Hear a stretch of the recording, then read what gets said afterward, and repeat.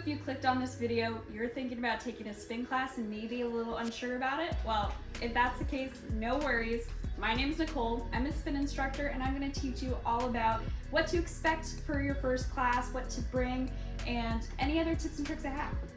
So you signed up for a class, now what do you bring? Well, one thing I would definitely recommend is bringing a towel. Some studios, they might be able to provide towels, some might have towel rentals, but definitely look at what is provided with your studio and their classes, and you're gonna want one.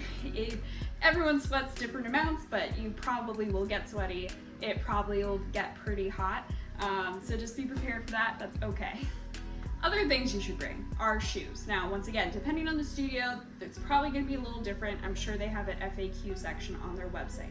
Biggest thing is, do they have shoe rentals or any kind of shoe requirements? Some studios have bikes that have like toe cages, so you don't need a cycling shoe that have clips. You can just put your sneakers in.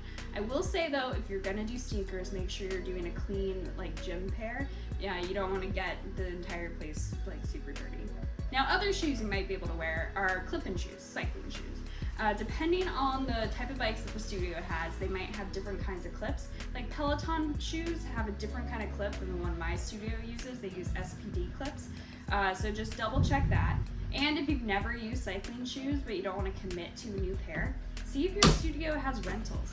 Trust me, it is a world of difference on the bike to have clip-in shoes versus the toe cages. Now the next thing you should bring, and I feel like this is pretty obvious, but it's water.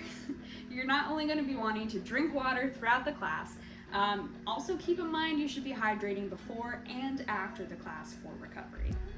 Alright, so you have all the things you need, you go to the studio, you check in, you find your bike, now what? Well, first things first, you're going to want to make any adjustments to your bike during the beginning part of the class. So before the class actually starts, especially if you're new, I think most studios would probably recommend this, but definitely recommend getting there at least 10 minutes early, especially if you need some help from the instructor to make sure everything's set up correctly. So the most important bit to get right is seat height.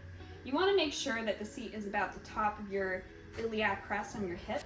Now, everyone's bodies are going to be a little bit different, so that's a guideline. Start there, see how it feels, and then go through further adjustments from there if you need it a little higher, a little lower. You just want to make sure you're not like locking your foot out or being super crunched. I highly recommend, especially if you don't feel familiar with bikes, that ask the instructor if they can help you set you up right. Depending on the bike, there's a couple different ways that seat will raise or lower. Some have kind of like a twist and pull out thing.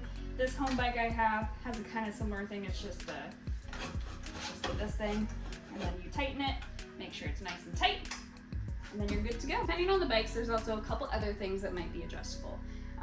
Some bikes, the seat can move forward and back, so also depending on how close you want to be to the handlebars.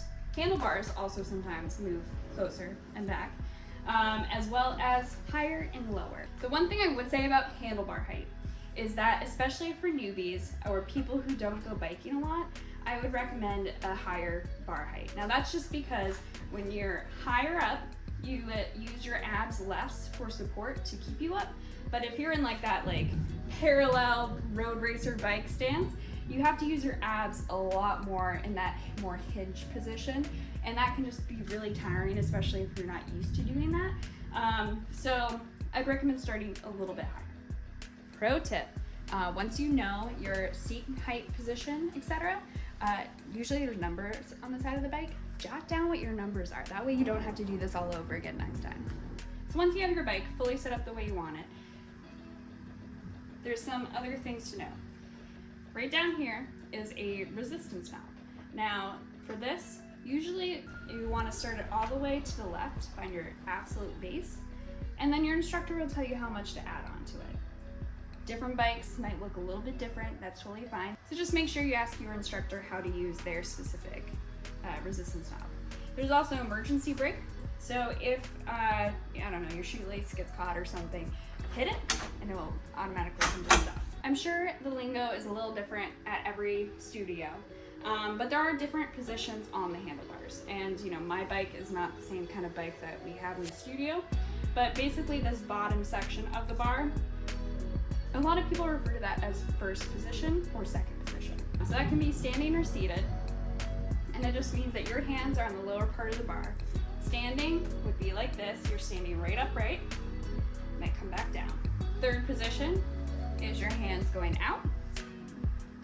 So that might be climbing. It's a little bit more natural, like you're standing up trying to get up a hill. And I won't go too much into the lingo of all the different like choreography moves, but things you might be asked to do in a spin class.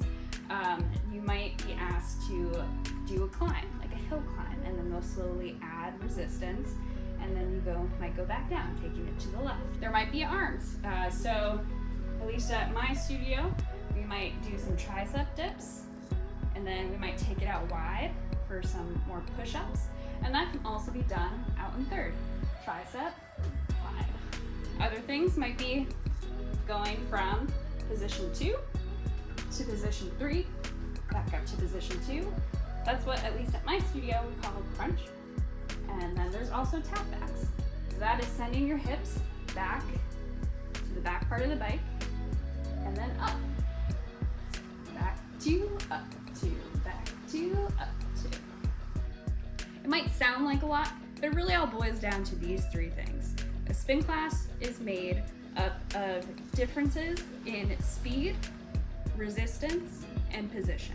So all your instructor is doing is asking you to go through different parts of the bike, adding resistance, taking away resistance, adding speed, slowing down. And please don't feel self-conscious. Trust me, everyone is so focused on their own workout, nobody is paying attention to what you're doing. So it's important to listen to your own body, do what's good for you, and most importantly, have fun. All right, well that's everything that I can think of, at least right off the bat. I hope that helps get you set up on a bike in a spin class. And if I didn't cover one of your comments, drop them below. I would love to try to answer them for you. Thank you so much for watching. Follow